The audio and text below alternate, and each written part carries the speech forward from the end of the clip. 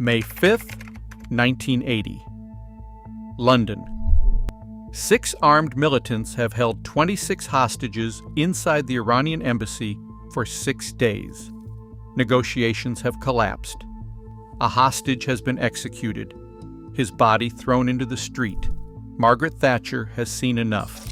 She picks up the phone and transfers control to the military. What happens next will be broadcast live on television to millions of viewers worldwide, and it will change the history of modern warfare forever. Black-clad figures abseil from the rooftop. Frame charges detonate against the windows. Stun grenades fill every room with blinding light and deafening noise. In 17 minutes, 5 militants are dead, 19 hostages walk free, and one weapon becomes the most famous submachine gun on the planet. The SAS didn't just rescue those hostages that evening. They introduced the world to the MP5, and the world has never forgotten it. To understand why the MP5 mattered, you need to understand how bad submachine guns were before it existed. By the early 1960s, the submachine gun had become a symbol of compromise. Not a proud compromise either. A desperate wartime compromise that nobody had ever bothered to fix. The M3 grease gun cost $15 to produce. The British sterling was essentially a metal tube with a magazine pushed into the side. The Thompson, once the glamorous weapon of gangsters and soldiers alike, was approaching retirement age. These weapons had started life as precision instruments. Early submachine guns were hand-built, tightly machined, and genuinely impressive pieces of engineering. Then the Second World War arrived and changed everything. Suddenly, quantity mattered more than quality. Machine shops that had been manufacturing truck components were now stamping out firearms by the tens of thousands. The tolerances were wide. The finishing was rough. The ergonomics were an afterthought. Examine one of these weapons closely, and you would find more in common with agricultural machinery than with a precision firearm. But the mechanical problems ran deeper than aesthetics. Almost every submachine gun of this era used open bolt operation. When you pulled the trigger on an open bolt weapon, a heavy bolt slams forward, strips a round from the magazine, chambers it, and fires it all in a single violent motion. The result is a massive amount of reciprocating mass moving at the exact moment you are trying to aim. Single shots become a battle against physics. Full automatic fire becomes almost uncontrollable. The muzzle climbs relentlessly with every round fired. Accuracy was not a design priority. It was a casualty. There was also a training problem that nobody talked about openly. A soldier might spend months mastering the L1A1 SLR, learning its controls, its manual of arms, its muscle memory. Then he would be handed a Sterling with a completely different magazine release, a different charging handle position, a different safety, a different everything. The institutional knowledge he had built over months was suddenly useless. The military world needed something better. It needed a submachine gun built without compromise. In 1964, Heckler Koch decided to build exactly that. Heckler Koch did not start from zero. They started from something far more valuable. They started from a system that already worked. The G3 battle rifle had established HK as a serious manufacturer.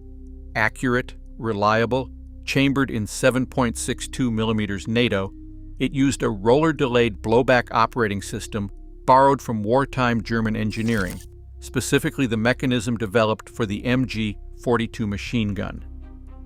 The question HK engineers asked in 1964 was simple. What happens if we scale this down to fire a pistol cartridge? The answer would take 2 years to develop and would produce one of the most consequential firearms designs of the 20th century. The internal project designation was HK-54. By 1966, it had been adopted by the German Federal Police and West German Special Forces under the designation MP5, and that name would eventually be recognized in every counterterrorism unit on Earth. The technical achievements were significant. The roller-delayed system meant the MP5 fired from a closed bolt, a fundamental departure from the open bolt designs that defined the era. With a closed bolt, the weapon is mechanically stable at the moment of firing. There is no slamming mass, no violent forward motion disrupting the aim. The shooter points the weapon, pulls the trigger, and the round goes precisely where the sights indicate. Units that trained with it describe the experience as startling. At 25 meters, the MP5 could consistently group rounds into a fist-sized pattern. At 100 meters, it outperformed most pistols at a fraction of that distance. Reliability figures were equally remarkable. Independent testing recorded over 30,000 rounds fired without a single stoppage. Some units reported operational weapons with more than 500,000 rounds through the original components. The build quality reflected this ambition. Tight tolerances, precision machine components, proper metal finishing throughout. This was not a weapon produced quickly and cheaply for a wartime emergency. It was a weapon built to a standard. And then there was the design decision that separated HK from every other manufacturer of the era. The MP5 controls were deliberately aligned with those of the G3 rifle. Same charging handle position, same fire selector layout, same magazine release concept. Soldiers who knew the G3 could operate an MP5 within minutes. That decision alone was worth more than any technical specification on paper. On the 30th of April, 1980, 6 armed men stormed the Iranian Embassy on Prince's Gate in London and took 26 people hostage. Their demands were political. Their methods were brutal. For 5 days, British police negotiators worked to find a peaceful resolution while the world watched. On the 5th of May, the militants executed a hostage and threw his body out of the front door. Margaret Thatcher had already transferred authority to the Director of Special Forces. The decision had been made. B Squadron, 22 SAS, would go in. Operation Nimrod launched at 7:23 p.m. 30 operators dressed in black assault suits and respirators moved simultaneously from multiple entry points. Some abseiled from the roof, others approached through adjacent buildings. Frame charges detonated against windows.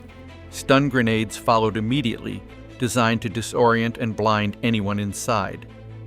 The assault teams moved through the building room by room with a precision that had been rehearsed on a full-scale replica constructed specifically for this operation.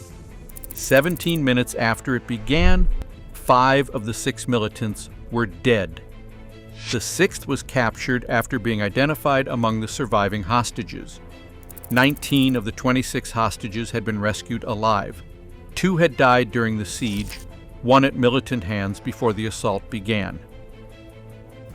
What made Nimrod historically significant, beyond its tactical outcome, was the fact that it was broadcast live on British television. Millions of viewers watched footage of operators moving across the embassy facade, descending ropes, forcing entry through upper floor windows. The images were unlike anything the public had ever seen. The SAS moved from a unit whose existence was barely officially acknowledged into the most famous special forces organization in the world overnight. And every operator in that footage was carrying an MP5. Military and law enforcement agencies across Europe and North America took notice immediately. If the SAS trusted this weapon for the most scrutinized counterterrorism operation in history, the argument for adopting it elsewhere became very difficult to counter. Within a decade, the MP5 had been adopted by GSG-9, the FBI Hostage Rescue Team, SEAL Team 6, and counterterrorism units across more than 40 countries. One operation, 17 minutes, and the commercial future of a submachine gun was secured for the next half-century. Success on the scale the MP5 achieved creates its own problems. The first problem is demand for specialization. The second is the inevitable attempt by the manufacturer to replace their own legend with something cheaper. HK addressed the first problem well and handled the second rather badly. The MP5 family eventually expanded beyond 100 documented variants. The MP5 SD introduced an integral aluminum suppressor with a unique ported barrel that actually slows standard supersonic 9mm ammunition below the speed of sound, eliminating the supersonic crack without requiring special subsonic loads. It became the preferred tool for operations requiring genuine acoustic discretion. The MP5K, from the German word kurz, meaning short, reduced the platform to 32 centimeters in total length, small enough to fit inside a briefcase, compact enough for vehicle operations, close protection work, and covert deployment scenarios where a standard long arm was impractical. The MP5N was developed at the direct request of the United States Navy SEALs, featuring ambidextrous controls, a threaded barrel for suppressor attachment, and stainless steel components engineered to resist the corrosive effects of maritime environments.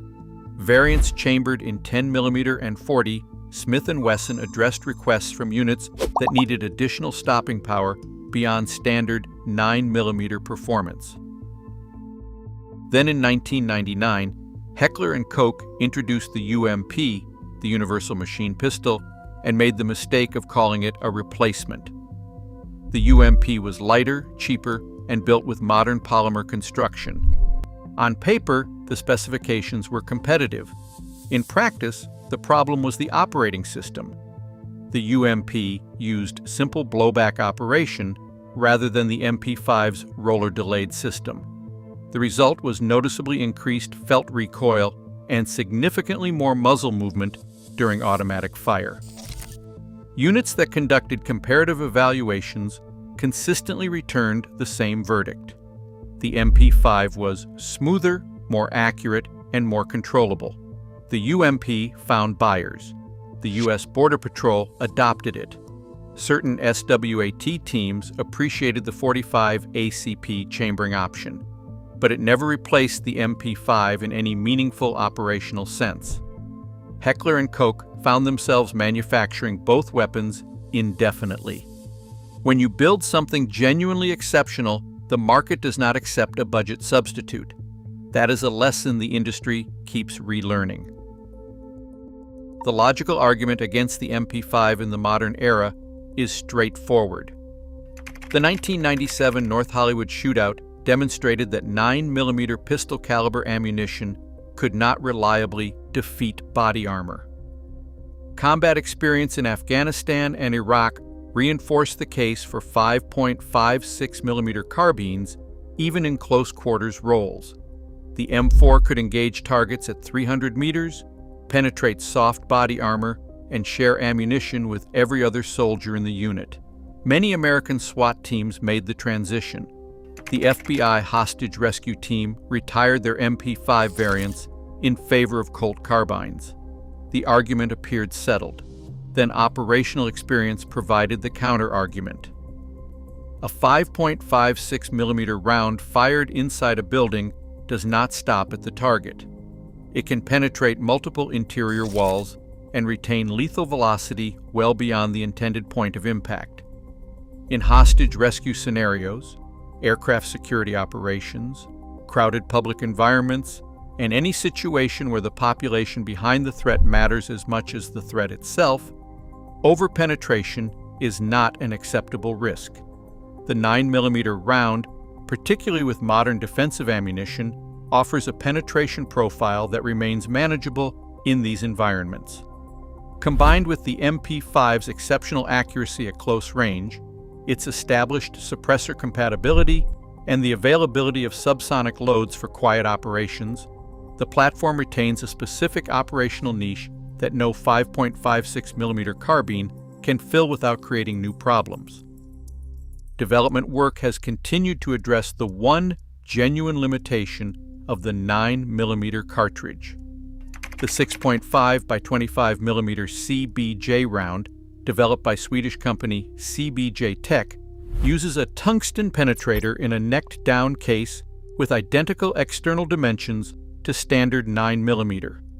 An MP5 can be converted to fire it with nothing more than a barrel change. Muzzle velocity reaches 900 meters per second. The round will penetrate Russian MTLB armored personnel carriers. The felt recoil remains comparable to standard 9mm, preserving the MP5's handling characteristics entirely. Over 60 years after its introduction, the MP5 remains in production. It remains in service with dozens of military and police organizations worldwide. Newer designs have addressed specific limitations. Nothing has replaced the complete package.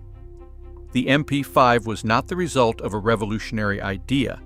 It was the result of a refusal to accept mediocrity at a time when the entire industry had decided mediocrity was sufficient. Heckler Koch built a weapon to a standard rather than a budget, and that decision compounded over 60 years into something the market has never been able to replicate or retire. Airport security checkpoints, hostage rescue operations, special forces deployments across 6 decades, and dozens of conflicts. The MP5 has been present for all of it. 3 digits, 1 operating system, 1 standard that the industry is still trying to match.